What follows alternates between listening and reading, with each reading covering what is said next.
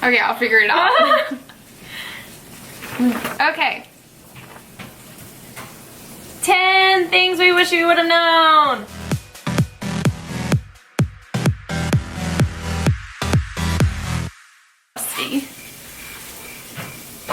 Okay. So today we're talking about 10 things we wish we would have known when we started. And we made cute little signs for them. So number 1, don't compare yourself to anyone else. Your journey is your own. Still learning how to do this. It's definitely a process. Some days are better than others. But overall, just know that your progress is so satisfying whenever you're comparing it to day 1, your day 1, versus somebody else's day 500. You know, like, we all start somewhere, and really embrace your starting point and be proud of it. Number 2, do what you love and let it kill you. Just kidding. But do what you love. Like, seriously, when it comes to working out in any sort of way, like, find something that really you're passionate about. Like, we love to lift.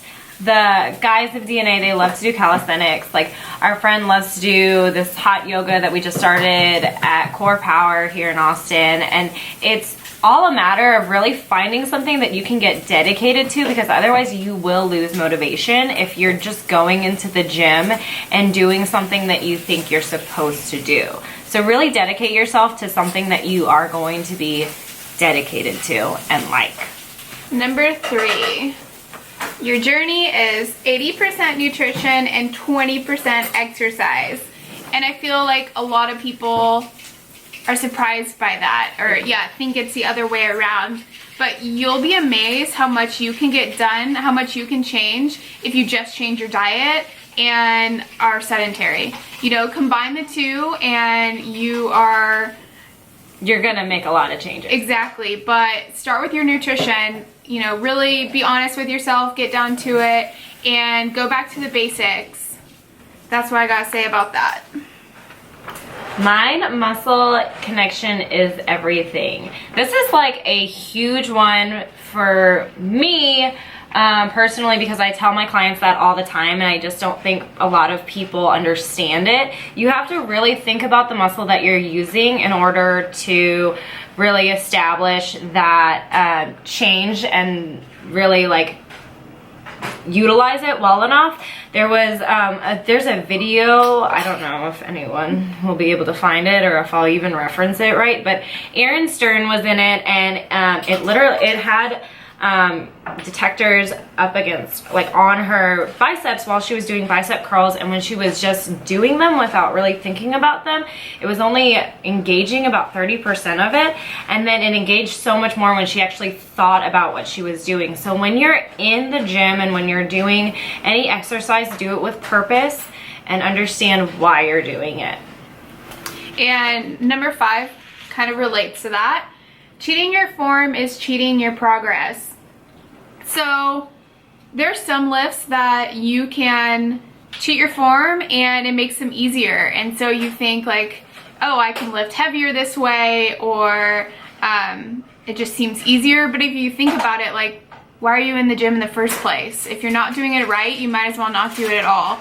So whether that means you need to sit down and Google search videos on that movement, or ask somebody else at the gym, have a couple personal training lessons, like, do what you got to do to be very confident that your form is perfect before you even consider increasing your weight. All right, so bleep the scale. Really though, because you will get so thrown off and so in your head if you start thinking, I have to be a certain weight, I have to lose 10 pounds, especially if you're going to go in and lift weights. Doing that, muscle does weigh more than fat. Like, it has been proven.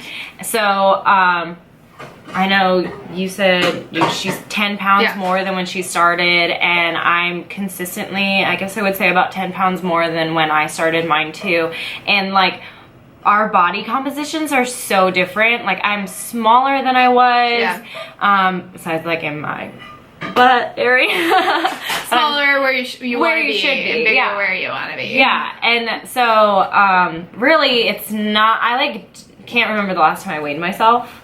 No, even during this cut, like Yeah. we've been cutting for like 5-6 weeks, and I have no idea my weight. There's so many Me other either. measurements, and the fact that I know at this point what I need to do to lean down, and Yeah. I feel like the scale could just be like just negative, you know. Can get in your head about it. It's not necessary. Number 7. Lifting heavy won't make you bulky. So I think it takes a while for women especially to wrap their heads around this. They think that they're going to start picking up the weights and then all of a sudden they're going to look like a man. Wrong. What will make you bulky is excessive food and steroids. Like, that's it. We don't produce enough testosterone as women to get like big. Yeah. We just don't. So, I mean, if you think we're bulky, then I guess it does. But Sorry. I don't think we are. We're happy, so whatever. Favorite. There is such a thing as too much cardio. And I call this a favorite because I just am not a huge fan of cardio. But if you are trying to build muscle, really you need to cut down on your cardio because once you get to a certain point in your cardio phase, like I know a lot of people like to go running, and when they go running for like 40 minutes plus, that actually starts to break down your muscle. So it does the opposite thing than what you want. And what you really want to do is maintain muscle. Even if you are trying to lean out and you're not trying to get more muscular, you don't want to lose any of that lean muscle mass that you do have. Then you just sacrifice your metabolism as well. Yeah. So you get past what is considered the fat burning phase at a certain point in the cardio session. Be smart about your cardio. Don't do too much of it, and your body will actually eventually stop responding to cardio if you do too much of it. So just really keep that in mind. Use Be it as a smart tool. about it. Yeah. Don't overuse it. But then again, if you love to run, Yeah. By all means, yeah. Like I said, Keep do on what doing you it. love. If that's what you love, do it. All right, number 9. Rest and recovery is just as important as your workout, if not more so. So I think another thing that once you get into your journey and you kind of get like really intense about it and obsessive about it, you just think that your body can just go, and you know, eventually something has to give. Like if you find yourself being exhausted throughout the day, and you just can't think straight, or you're just so sore all the time, like you need to pay attention to those. Your body is trying to tell you something. So, I mean, I know a lot of people every like 6 or 8 weeks or something, they'll do like a deload week where they either just lighten up their lifts completely or take off from the whole gym. week. Yeah. So I always find that sometimes these are organized around like my trips, and so it's just like a little vacation, and then I get back in the gym and I'm mentally so much more focused. I physically find myself like ready to go. So just keep that in mind. Like rest is in sleep, rest days, like no workouts, you know, active rest days, stretching, foam rolling. Yeah, all of that, all of the recovery stuff is going to be so much more important, or just as important as anything that you do when you're working out. Like you need that recovery. One thing that we emphasize at our gym is that progress is not made during your workout, it's made during the recovery process. So, health is mind, body, and spirit. And this is so true. If you watched our how working out changed our lives, it was not just a body thing. It wasn't just a physical change. Like Yeah. a lot of it was emotional and spiritual. It couldn't just be a Transformation Tuesday type picture. Yeah, no, it was a thing that was done from like the inside out.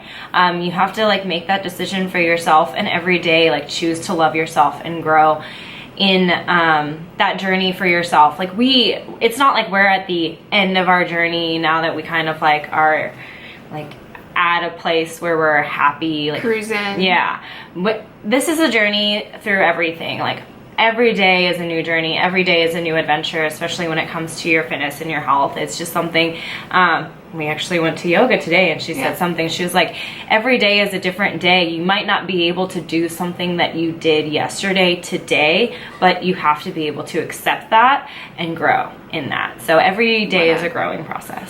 Yeah, and I definitely think doing things other than lifting as far as exercise goes, whether it be journaling, reading, you know, spending time with your Bible, praying, whatever helps you feel complete in your spirit and your soul, your depth, you know, pursue that as well. Yeah. Don't like just make physical exercise a priority and forget everything else. Like, it needs to be a balance of all of those things to make you happy. Happy and healthy. So we hope you enjoyed our video. Please like and subscribe if you did. And we'll be coming at you soon with a full day of eating is our next video planned out. And then you'll catch us in Tulum, Mexico. Yay! So, adios, amigas.